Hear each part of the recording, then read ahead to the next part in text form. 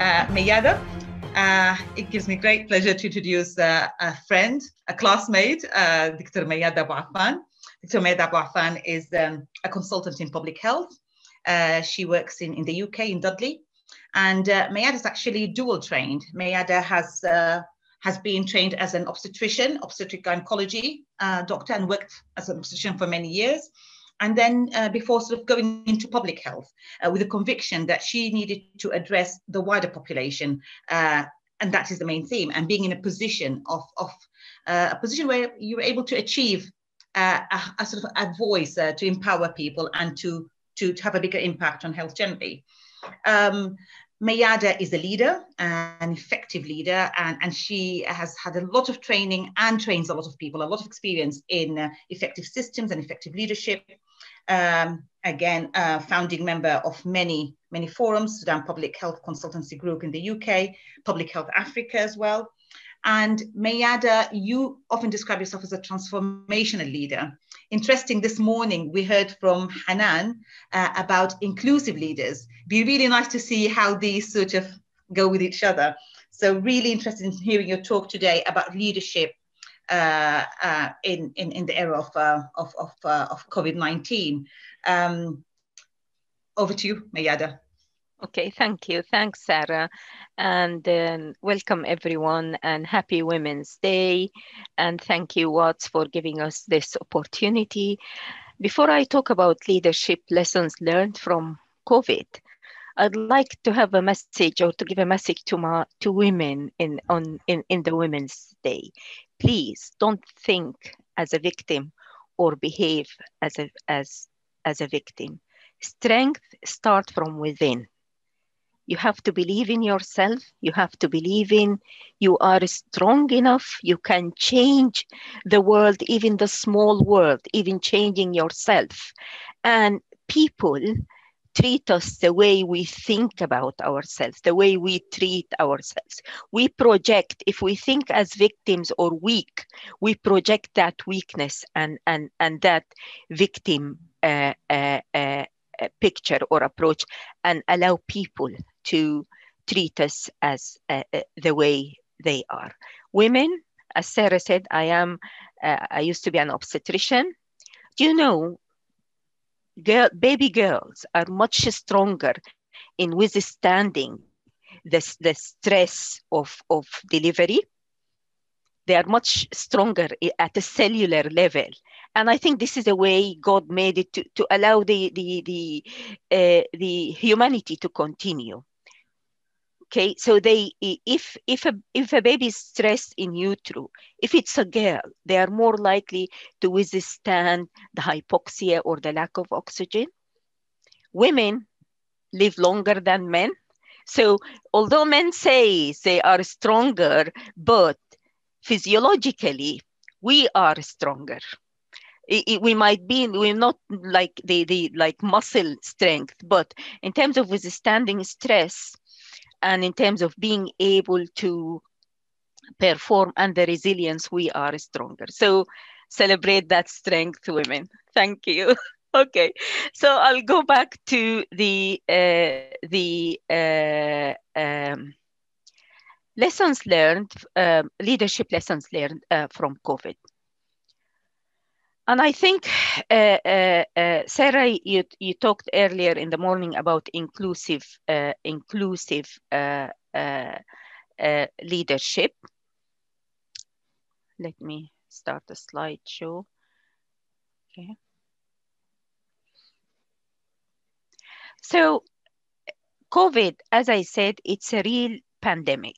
Okay, and we faced as leaders or people managing to working to manage COVID, huge challenges from the start. Okay, how spreadable the infection is. No cure or readily available vaccine. I'm talking like 12 months ago. And the sudden pressure on healthcare systems, the psychological and economic impact of the lockdown, and recently the rollout of a mass vaccination program. For the first time in recent history, in humanity ever, we had to roll out such a huge vaccination program. So the challenges we are facing, okay, we needed to influence at a scale. I mean, we as corporations, we needed to work across countries, systems, and organizations. We needed to work across uncertainties, and things might, you're doing this today, you have to change it tomorrow. We need to manage demand and on healthcare systems, resources scarcity, and we needed to build a stronger leadership at all levels. In terms of the vaccination, we needed to think differently and have a strong focus on inequalities and of COVID morbidities. COVID, from the start, it showed clear inequalities. Unfortunately, inequalities towards ethnic minorities, more of them, they are capture the infection, and more of them died from the infection. And now in the vaccine, less of them are taking the vaccine. Okay, so this is, and it's going to leave inequalities. We will have to live with it forever. So very early on in the pandemic, organizations and systems realized that they cannot manage COVID on their own. They have to think widely, and they have to think widely, not just within their own place or their own geographical area, but they had to think nationally, and they have to think globally. One also of the things which is I will focus on a bit today is the partnership with communities, which is the inclusivity. We very early on realized if we don't develop very strong partnerships with communities, we are very unlikely to be able to manage, not just manage the infection and the disease, but also convincing the population to follow the control guidance, and also to convince the population to take the vaccine. So the first, I think, style is the system leadership. And the system leadership, it's a mindset and a professional style. It's the inclusivity. It is the focus on relationships. System leaders are very, very good in building relationships. And one of the things we had to do, although we as in public health, we always work with communities, but in COVID, we had to do really, really very focused and to work very hard in terms of building relationship with communities. How we did that? We had first to understand in depth those communities and what are those barriers within those communities, okay? And then we had to utilize, and for the first time, the assets within our teams. And people who are working in the UK, you would understand that you never project yourself as in your workplace as an Arabic speaking person. But now, no, we are, because now we are reaching to the Arabic speaking communities within those communities, okay? We had to go to the front as a BAME, and then we had to say, our Caucasian colleagues, they think you can't stereotype BAME, and you say no at an and just do a BAME related session. But we as BAME, okay, and we had to take that responsibility and say no, you shouldn't sugarcoat the message. BAME are at increased risk, you have to say you are at increased risk, okay? You are at increased risk because you are poor. Yes, these are facts. You cannot sugarcoat the facts. So we had to, I think, to be stronger in terms of acknowledging the cultural diversities and look at the positives rather than see it like, no, you are stereotyping that culture. No, you are working to maximize the health of that culture. We had to, in terms of the vaccine, We had to utilize, as I said, assets within our teams to reach out to communities, but also to utilize assets on those in those communities more effectively, like faith leaders, like community leaders. We had to appoint COVID champions to go into those communities and discuss, and even door to door.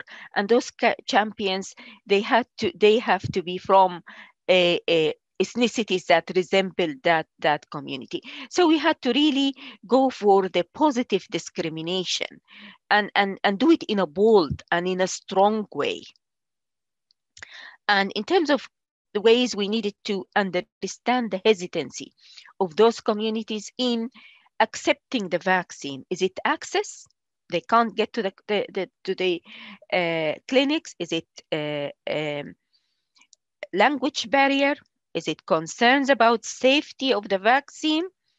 Is it like personal experiences in the past? Is it cultural values? And we had to go to that granular level of cultural diversities and understanding. And this is all in thinking as a system leader, okay, enabled us to do this, and still we are working on this in terms of understanding the community. As I said, in terms of a system leader, you have to think, I lose as a person, but we win as a system. And this is a mantra we used to use now when we are reaching out to communities. We have to think of the whole community, and we have to think of their welfare and their health. The second leadership style is the agile leadership. I am sure you all face this in your work in COVID. That the situation is changing very, very, very quickly. You have guidance today. You woke up in the morning, the evidence is changed, and you have to take a U-turn. Okay, so leadership in that situation, we needed to plan, set flexible direction, and start the flexibility within ourselves. But at the same time, we have to execute with calculated speed, and you can see the speed by which the vaccination program is being implemented or rolled out in the UK. We needed to think about resources, and we needed to learn how to offset the fake experts. Can you see how, especially with the vaccination program, and fake experts, one fake expert is different from the other fake expert, unfortunately. Okay, so one style in terms of addressing that person is totally different from the other one. So one of the things really we had to work and we had to utilize is the skills of agile leadership. And then we needed to think outside the box. We needed to think about transformative leadership. We needed, as I said, to be flexible. We needed to maintain trust with communities.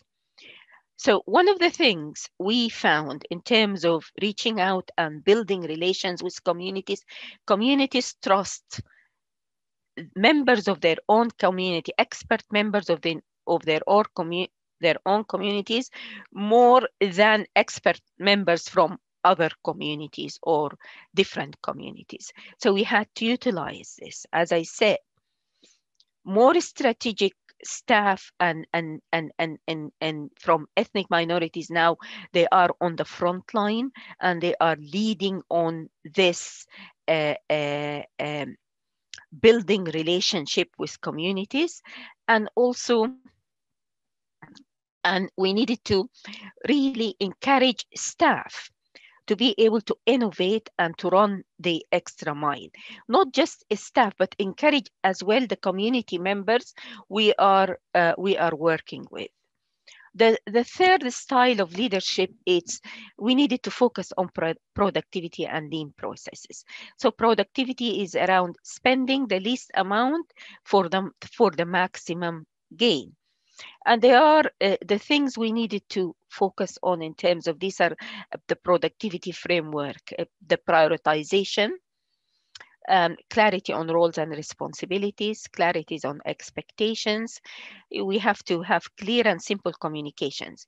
These clear and simple communications, to be productive, we had to co-produce it with communities and with clients, because if you think, oh, this is the way I'm going to sell the vaccine because this is, I think, what they wanted to know or what they needing to know is different. Okay, so this is why we started to utilize the co-production approach more, utilize it more, and at all level, operational, intermediate, and strategic level.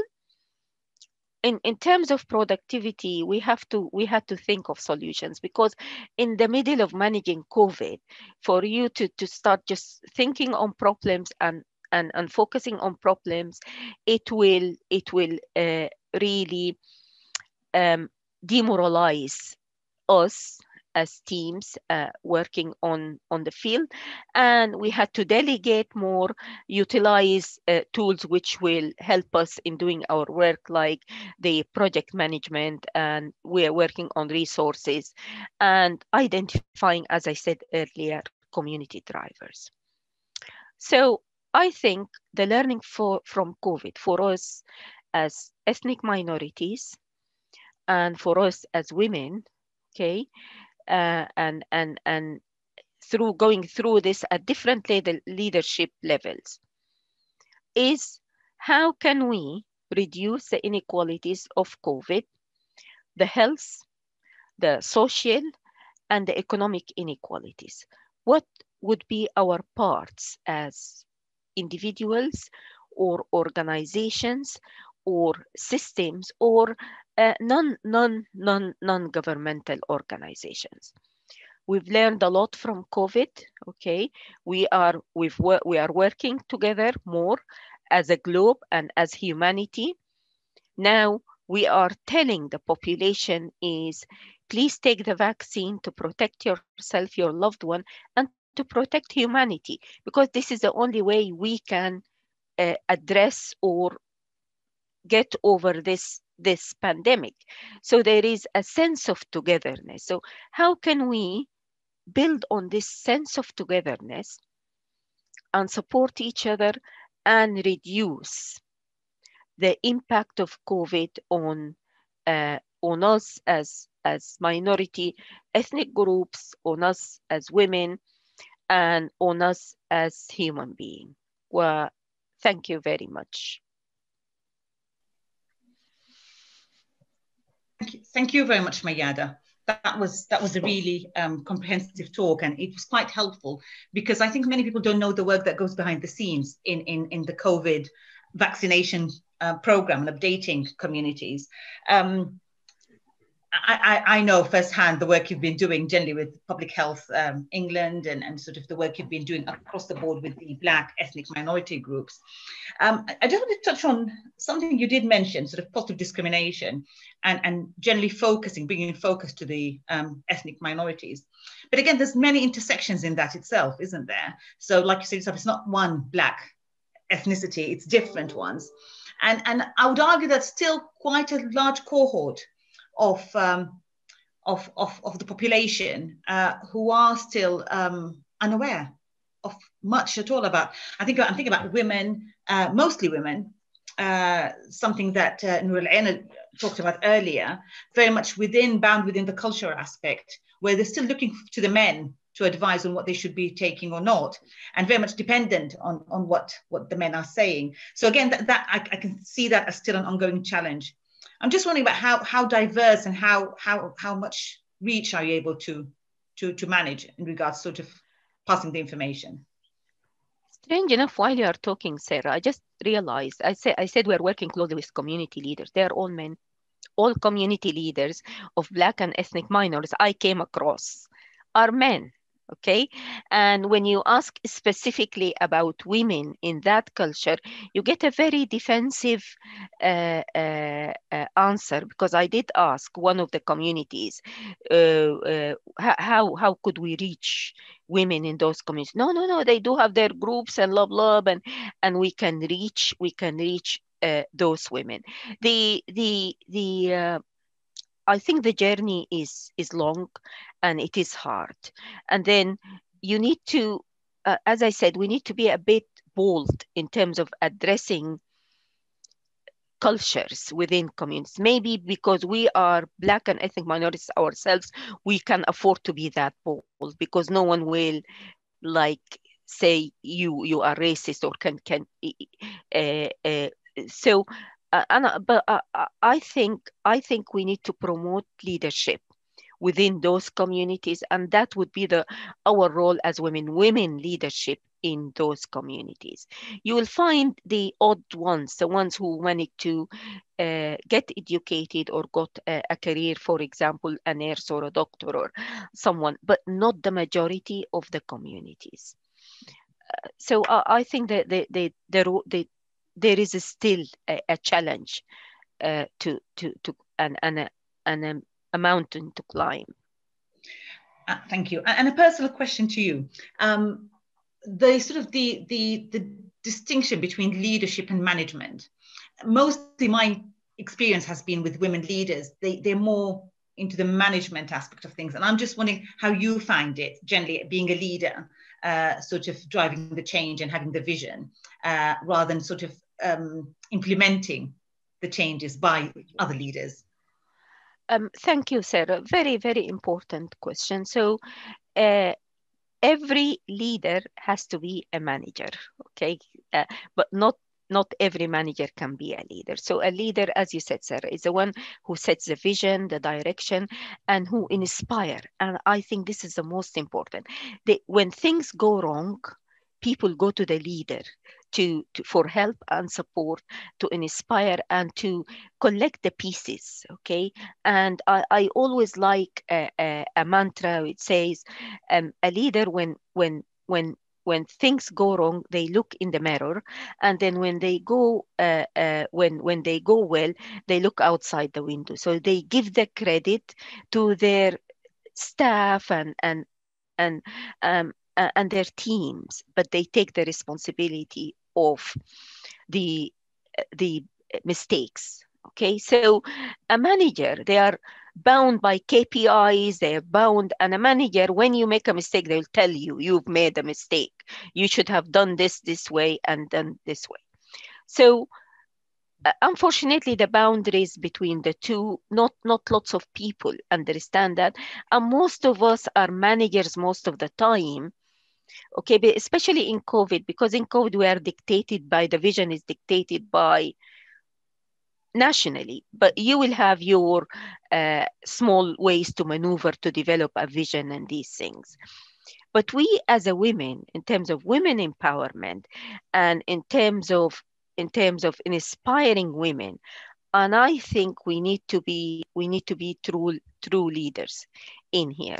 What Noor Al-Ain said in terms of women shaming other women and these things, if we tackle it as managers, we would say, no, you shouldn't have done that. You should have accept women as they are. But if we address it as leaders, we need to think, why this woman who is shaming the other woman, how can I inspire her to accept herself first and then accept others? Because if you are in peace with yourself, if you have self-confidence and you're accepting yourself fully, and I like the mantra Noor Al-Ain said, you don't need to put some other people down to feel good about yourself. So that's the difference between a leader and a manager in that example. Well said, Mayada.